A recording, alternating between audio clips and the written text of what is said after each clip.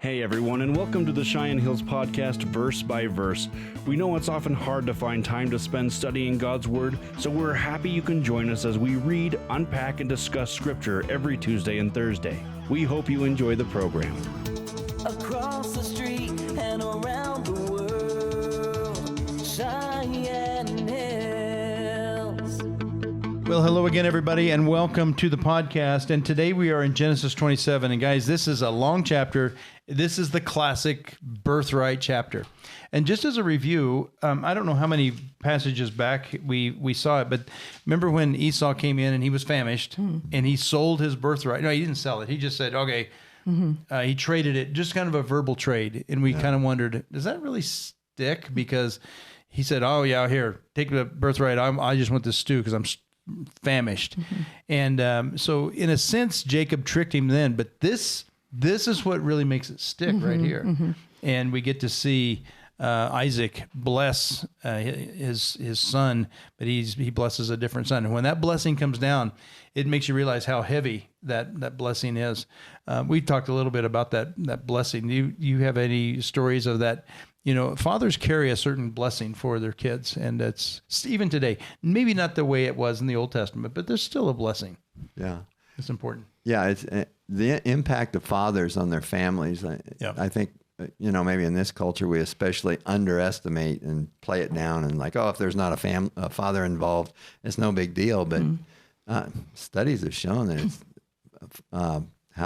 what an impact that fathers have on their kids, sons and daughters. And that approval from the father, and certainly father and mother, but there's something that God's just kind of hardwired into that relationship that, when dads have and gives that blessing, especially to a son, I think. Probably son and daughter, but that son, this is kind of the evidence of that. So let's dive in. We've got a long way to go. Genesis chapter 27, it says this: when Isaac was old and his eyes were dim, so that he could not see, he called Esau, his older son, and he said to him, "My son." And he answered, "Here I am." And he said, "Behold, I'm old. I do not know the day of my death. Now take your weapon and your quiver and your bow and go out into the field and hunt game for me and prepare for me a delicious food such that I love, and bring it to me so that I may eat, that my soul may bless you before I die." Now Rebekah was listening when Isaac spoke to his son Esau. So when Esau went to the field to hunt for game and bring it, Rebekah said to her son Jacob, "I heard your father speak to your brother Esau. Bring me game and prepare for me a delicious food that I may eat it and bless you before the Lord before I die. Now therefore, my son, obey my voice as I command you. Go to the flock and bring me 2 good young goats so that I may prepare from them a delicious food for your father, such that he loves. And you shall bring it to your father and eat, so that he may bless you before he dies." But Jacob said to Rebekah his mother, "Behold, my brother Esau is a hairy man, and I am a smooth man. Perhaps my father will feel me, and I shall seem to be mocking to him, and bring a curse upon myself and not a blessing." His mother said to him, "Let your curse be on me, my son. Only obey my voice and go. Bring them to me." So he went, and he took them, and he brought them to his mother, and his mother prepared delicious food, such as his father loved. Then Rebekah took the best garment of Esau, her older son, which were with her in the house, and she put them on Jacob, her younger son. And the skins of the young goats she put on his hands and on his smooth part of his neck. And she put the delicious food and the bread, such as prepared, into the hand of her son Jacob. So he went into his father and said, "My father." And he said, "Here I am. Who are you, my son?" And Jacob said to his father, "I am Esau, your firstborn. I have done as you have told me. Now sit up and eat my game, that your soul may bless me." But Isaac said to his son, "How is it that you have found it so quickly, my son?" He answered, "Because the Lord your God granted me success." I mean, there's a lot of lies going on here. He's not just a deceiver in a heel grabber kind of way. He's pulling off some pretty heavy lies right here. Yeah. And then Isaac said to Jacob, "Please come near, that I may feel you, my son, and know whether you are really my son Esau or not." So there was some suspicion. Yeah, something's not right here. Now, he's getting older. Maybe his senses, maybe he doesn't see real well. Hearing's not well. But there's something's not right here. So Jacob went near Isaac, his father, and he felt him, and he said, "The voice is Jacob's voice, but the hands are hands of Esau." And he did not recognize him because his hands were hairy, but like his brother Esau's hands. So he blessed him, and he said, "Are you really my son Esau?" And he answered, "I am." Then he said, "Bring it near me, that I may eat of my son's game and bless you." So he brought it near him, and he ate, and he brought him wine to drink. Then his father Isaac said to him, "Come near me and kiss me, my son." So he came near and kissed him. And Isaac smelled the smell of his garments and blessed him and said, "See, the smell of my son is the smell of the field the Lord has blessed. May God give you of the dew of heaven and of the fatness of the earth and plenty of grain and wine. Let peoples serve you and nations bow down to you." So this is a powerful blessing. Actually, in my Bible, it's actually written differently, so you know that this is a blessing. Okay, real formal. Let people serve you and nations bow down to you. Be Lord over your brothers, and may your mother's son bow down to you. Cursed be everyone who curses you, and blessed be everyone who blesses you. Okay, I'm going to stop right there because it's got a long way to go to finish this story out. And then when Esau comes home, I just want to stop and talk about, that's more lies than I remember that he had to tell, to his dad. Yeah. And it goes, "Well, mom told me to do this." It's like, I don't know. This whole story is crazy.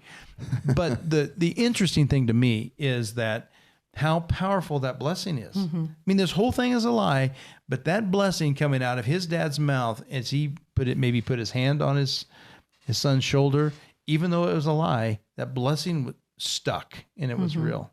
I think it's fascinating. And he can't retract it. I mean, when Esau comes in later on, he says, "Bless me with something." Yeah. And do you only have one blessing? But, you would have thought he goes, "Oh, wait. Hey, you tricked me. So it didn't count." It doesn't count. Isn't that amazing though? Yeah. It's like you have this blessing in you. It's a spiritual thing and you gave it out and it doesn't come back. I think it's fascinating.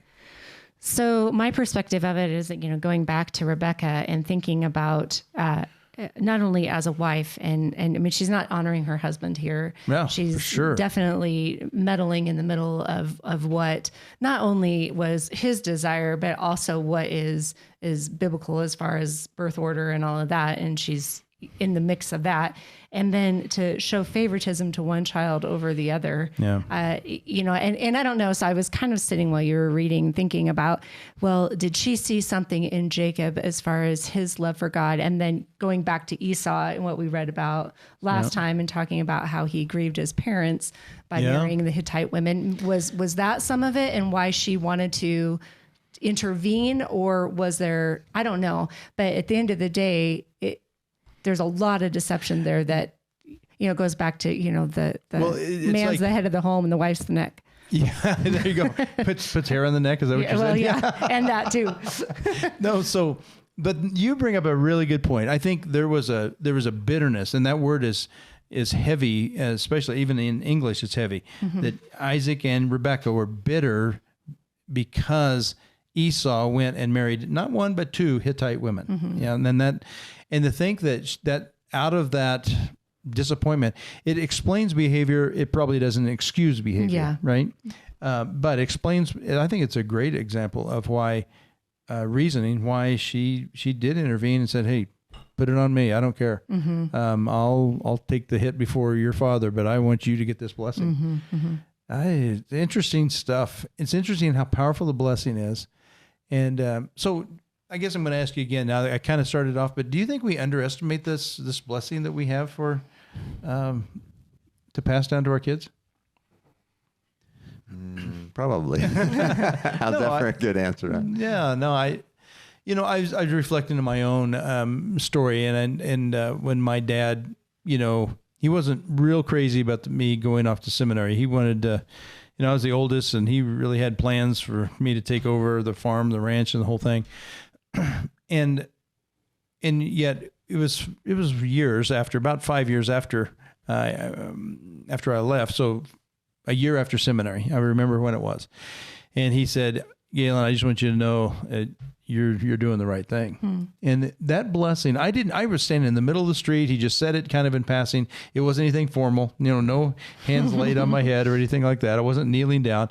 He just said it. We were kind of leaving. We were actually leaving from a funeral that I preached at. And he said, Galen, you're doing exactly what you need to be doing. And I will tell you, I didn't know that I needed that, but that word was so powerful for me. Yeah.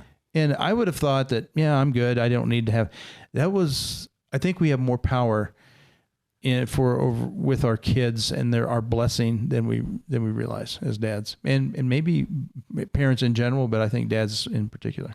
I think there's something to be said. I mean, I'm in my 40s, and just even having my parents' blessing or support or that is super important to me. And so then I think that in my kids, and, they may choose a career path that I wouldn't necessarily think would be the path that, if I was going to pick something for them that they would go on, I don't know, but how important it is that they receive that, just that acknowledgement of support, and that, I'm here to encourage you and support you and give you that blessing, and whatever it is that you choose to do is important.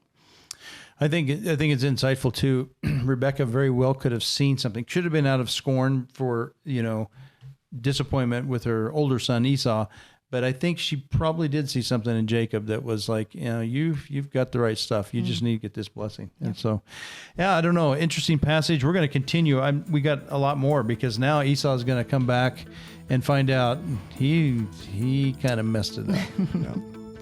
Well, thanks for joining us. And as you go about your day, I hope that you will be strong and very courageous. God bless you all.